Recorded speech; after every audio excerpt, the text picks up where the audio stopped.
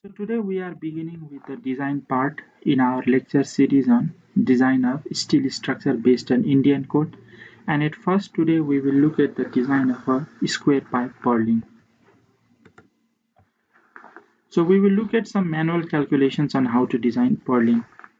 I have prepared an Excel sheet here and I will describe as we proceed along with this Excel sheet. First,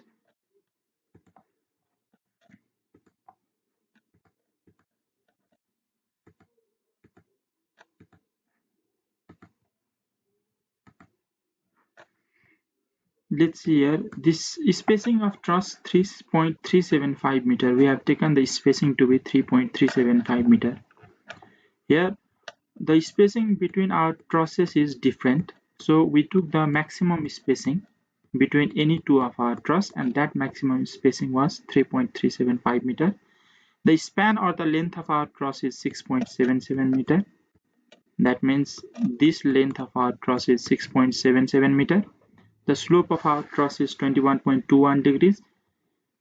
The spacing of purlin, as we discussed in our load calculation part, during the calculation of wind load, the spacing of purlin is 0.7 meter. The intensity of wind pressure 1.33 kilonewton per meter square. If you review our lecture video on calculation of wind load on truss, there at the very end part, you can see that we got the uplift pressure to be minus 1.33 kilonewton per meter square. So we have taken the same value here, 1.33 kilonewton per meter square. The weight of CGI sheet is 0.1 kilonewton per meter square and the steel grade is 250 newton per mm square. So these are the basic information.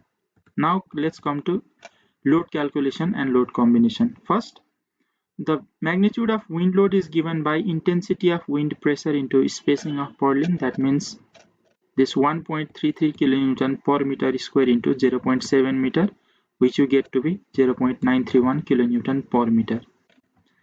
Let us assume that the dead load of purlin is 0.1 kilonewton per meter. And finally, the CGI sheeting load is given by the weight of CGI sheet. That means 0.1 kilonewton per meter square into spacing of purlin 0.7, which you get to be 0.07. And this live load 0.53 kilonewton per meter square. We have seen the calculation of live load in one of our previous lectures also. The live load on roof for inaccessible roof is given by 0.75 kilonewton per meter square for slope up to 10 degree. And for slope greater than 10 degree, for every degree rise in slope, the magnitude of live load should be decreased by 0.02 kilonewton per meter square. So since the slope of our roof is 21.21 degrees, the live load comes out to be 0.53, and we have taken the same live load here, 0.53. So this 0.53 is in per meter square. To convert this into uniformly distributed load, multiply this live load by the spacing of truss. That means, the spacing of purlin, that means 0.7, which you get to be 0.371.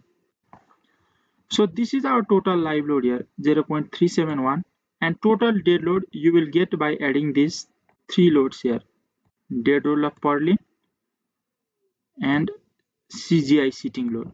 If you add these two loads, not three loads, 0.1 plus 0.07 comes out to be 0.17 kilonewton per meter. So this is our total dead load, and our total live load is 0.371 kilonewton per meter. And finally, total dead load plus live load will be 0.17 plus 0.371, 0.541, and total dead load plus wind load is 0.17 plus 0.931, which comes out to be 1.101. Okay, let me erase this now. We have seen up to calculation of load part here. Now let's look here. Here we have calculated total dead load plus wind load. Now we want to calculate total dead load plus wind load normal to slope and total dead load plus wind load parallel to slope. So if this is our slope here. We know that the wind load acts normal to the slope and the total dead load acts in the vertical downward direction. So now we have to compose, or we have to split these forces into two types. One is normal to the slope and one is parallel to the slope. So you can see that if you want to resolve these forces into two directions, that means normal to slope and parallel to slope, since this wind load is normal to the slope itself, its component in this direction, that means parallel to the slope, will be 0, since this is 90 degree here. So this force into cos 90 degree will be 0. So the component of wind load parallel to the slope will be 0, and hence the total dead load plus wind load, this total dead load plus wind load is obtained by multiplying our total dead load only, 0.17 into sine of the angle of slope. So remember this, for total dead load plus wind load component parallel to slope, wind load will not contribute anything. Instead, this value is found by multiplying only the dead load, that means 0.17 into sine of angle of slope, that means 21.21 degrees. So this is how you find total dead load plus wind load parallel to slope. And for normal to slope, this value is determined by performing calculations in this way: minus wind load, that means minus 0.931 plus 0.17, that means dead load, into cosine of the angle now. So it minus because the directions of these two loads will be different. For example, you can see that if you want to resolve it in this direction, then you have to perform minus of this dead load plus live load, sorry, minus of this wind load.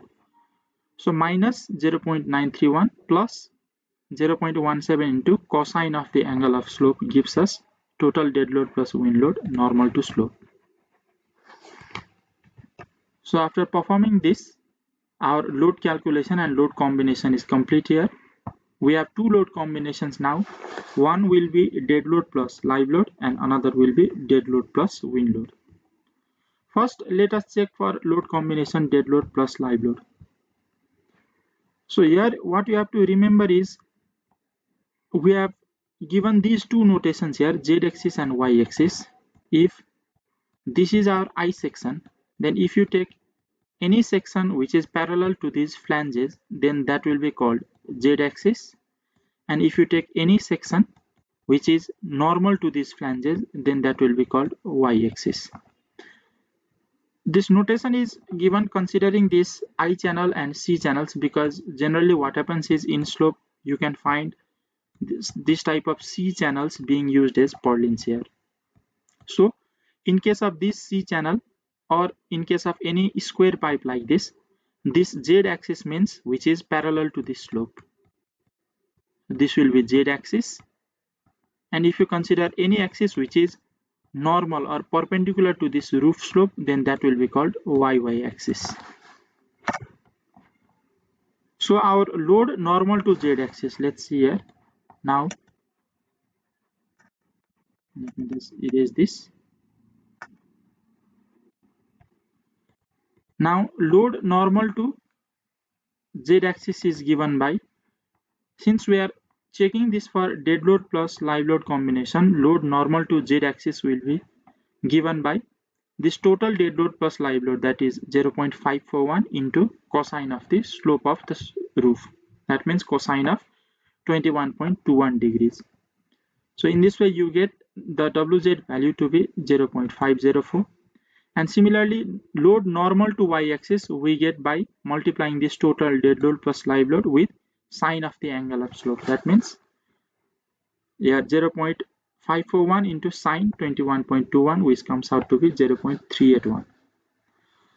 After this, let us find the factored bending moment along z direction and along y direction.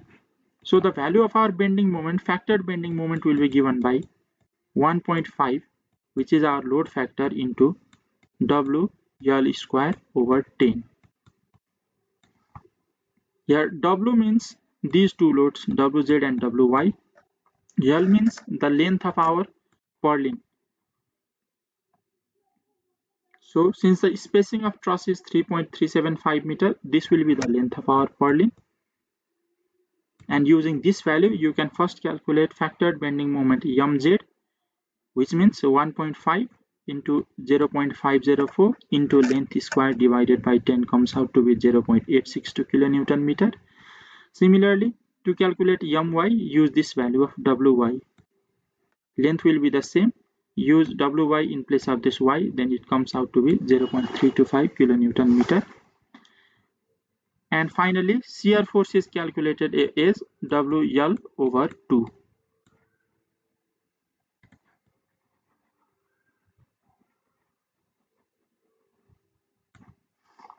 If you see here the formula, first 1.5, which is our load factor, then into WL over 2 comes out to be 1.277 kilonewton. So if you look at this, our purlins are subjected to both bending moment and shear force. So we have to check for both. Design, we have to compare bending strength of our purlins with these actual bending moments, and then the shear strength of our purlins with this actual shear force that is coming onto our purlins. To do that, first we will take a trial section. We are using a square 63.5 mm pipe with a thickness of 3.2 meter, and these are the various geometrical and sectional properties of our section: weight per unit meter, area of section, depth or width of section, thickness, moment of inertia, radius of gyration, and elastic and plastic modulus. These values of this section you can get from any relevant IS code. For example, I got these values from our code here. Let's see. If you download this code IS4923, which is hollow steel section for structural use specification.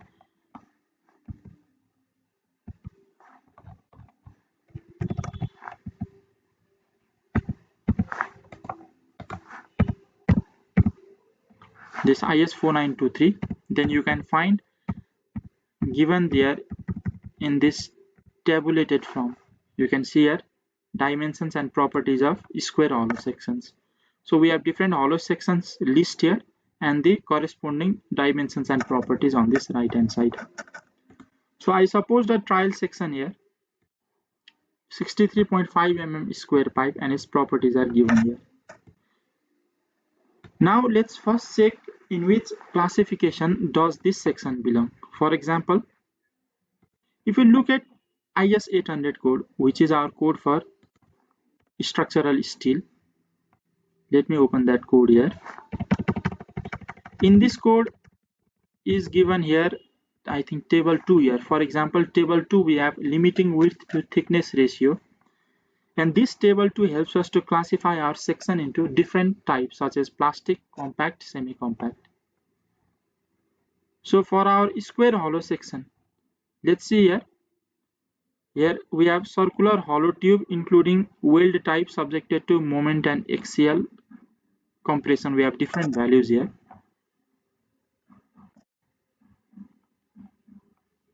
You can use these different values and these different parameters here to check in which section or in which class does your section lie.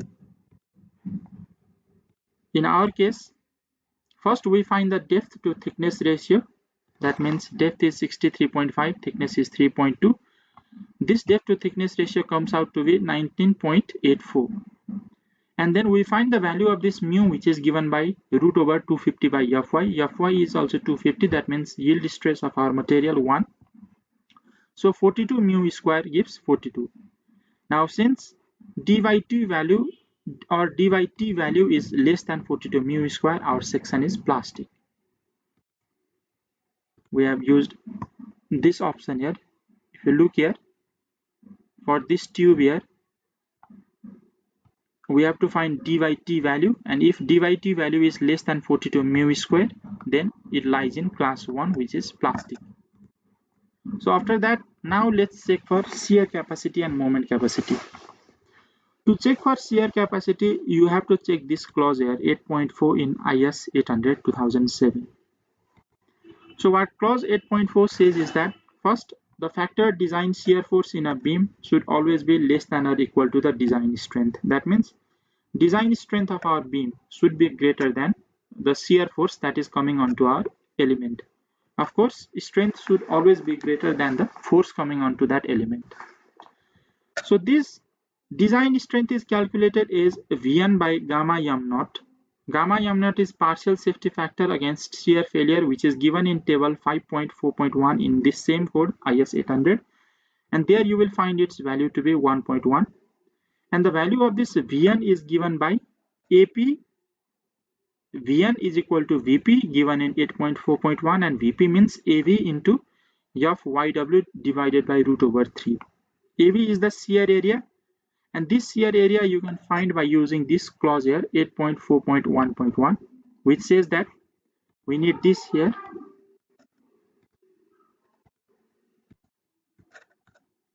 which says here, let's see here, for rectangular hollow sections of uniform thickness, the formula for shear area is given by AH over B plus H. So B is the overall breadth and H is the overall depth. Since ours is a square section, the value of H and B will be the same. So use this formula to calculate shear area and use the value of shear area here, and the yield strength of the wave is Fy, which is 250 root over 3. So this is how you calculate the shear strength of your section. So let's see here, our shear area is given by the formula given here, AH B plus H. So A means we have here area of section 7.45, and B and H will be the same, 63.5 mm. Convert it into same units and then perform calculation. You will get shear area to be 372.5 mm square. Partial safety factor will be 1.1, and the yield strength of the wave will be 250 Newton per mm square. Now use this formula here and this formula to calculate our design strength, which comes out to be 48.8779 kilonewton. And this shear capacity, let's see here, 48 kilonewton is very much larger than the shear force. Our shear force, factored shear force coming onto the purlin is only 1.277. Our design strength is very much larger, that is 48. So shear capacity is very large compared to the shear force, so it's okay. Our purlin element is safe in shear for this trial section. If in any step our checks that have to be made do not fulfill our requirement, then the trial section has to be changed. Remember that. Now let's come to check for moment capacity, and check for moment capacity is given in this clause 8.2.1.2 in IS 800. So what it says is that our design bending strength of our structural steel element is calculated using this formula here, beta B ZP Fy by gamma m naught. Gamma m naught is the same partial safety factor, Fy means yield stress, ZP means plastic section modulus, which is given in our table here. Plastic section modulus 16.65 and elastic section modulus 13.97. And beta B, let's see here, beta B is taken as 1 for plastic and compact section. We checked and we found out that our section was plastic here from this section classification. So beta B is taken as 1 here. And it also says that the value of this design bending strength MD should be less than 1.2 ZE Fy by gamma MO. Now, instead of this plastic section modulus here, ZE is taken in case of simply supported, and 1.5 ZE Fy by gamma MO in cantilever beam. So first you have to calculate MD. You have to check whether MD is less than this value or not, and finally you also have to check whether this design bending strength is greater than the bending moment that is coming onto our purlins. That means those factored bending moments. So for plastic section, beta B is 1, ZP we have from above table, and ZE gamma m naught is 1.1. Now design bending strength MDZ in Z direction is beta B ZP Fy by gamma MO, which comes out to be 3.78 kilonewton meter, and then find this 1.2 ZE, that means elastic section modulus, into Fy by gamma MO, which comes out to be 3.81. So this 3.78 is less than 3.81, so it's okay. And finally, the moment that is coming onto our purlin, mz is 0.862, but our bending strength is 3.78. So design bending strength is greater than factored bending moment, and hence okay. Now similar is the case for design bending strength in y direction also. The value will come out to be same here, 3.78 and 3.89, since we are using a square symmetric section. If we are using a channel section or an I section, this mdz and mdy value would have been different. But since we are using a symmetric section, mdz and mdy will be the same. And this value of 1.2 ZE Fy by gamma m also will be the same. Now 3.78 is smaller than 3.81. So this codal provision is satisfied. And finally, our design bending strength in y direction 3.78 is greater than our moment in y direction, that is 0.325. Hence, the bending strength is greater than factored bending moment in y direction also. Hence, it's okay. Now, finally, you have to check for biaxial bending using this formula or this provision here, mz by mdz plus my by mdy. We calculated it to be 0.314. Since this value is less than 1, the check for biaxial bending is also satisfied. Then we come to check for deflection, which is given in table 5 of IS 800-2007. The value of our deflection is given by 5 WL cube over 384 EIZ. W means the load here, 1.70 kilonewton. So that means this, you have to take the load normal to Z axis, that is 0.504 into length cube.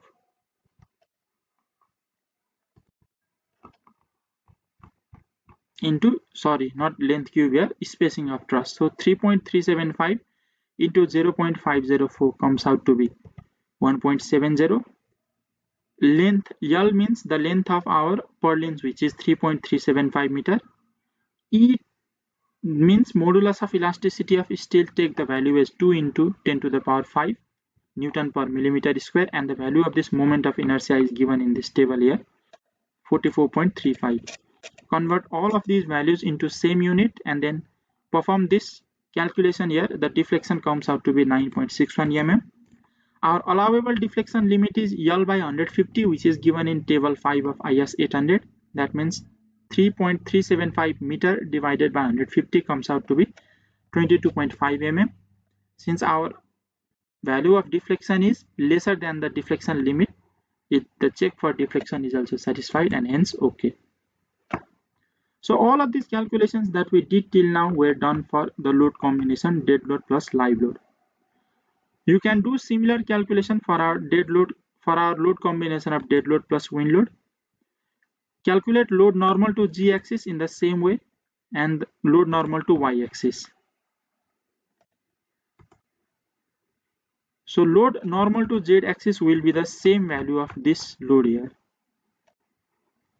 Total dead load plus wind load normal to slope. We just took the absolute value 1.05, and load normal to Y axis will be 0.12. Use the same formula to calculate factored bending moment. Now you can see that even these factored bending moments are less than the value of bending strength that we have calculated here. So we don't have to perform the remaining calculations. Let's just say our design bending strength is greater in this load combination also. So hence all other these checks will be satisfied here. Or you can do calculations and check by yourself also. So we can see that for the trial section of this square hollow pipe of 63.5 by 63.5 by 3.2 mm, all of our conditions are being met and all checks are being satisfied. So if in any step, for example, this check for shear capacity or moment capacity or deflection, the limit is not satisfied or the limits are exceeded, then you have to change the trial section and perform calculations using a higher section. For now, all of our checks are satisfied. So this is the or this is the section that we will be using as purlin. So this is the design of purlin, and this design is completed now. In our next lecture, we will see at the design of base plate. So see you then. Till then, stay safe and keep visiting our YouTube channel and keep watching our videos. Thank you.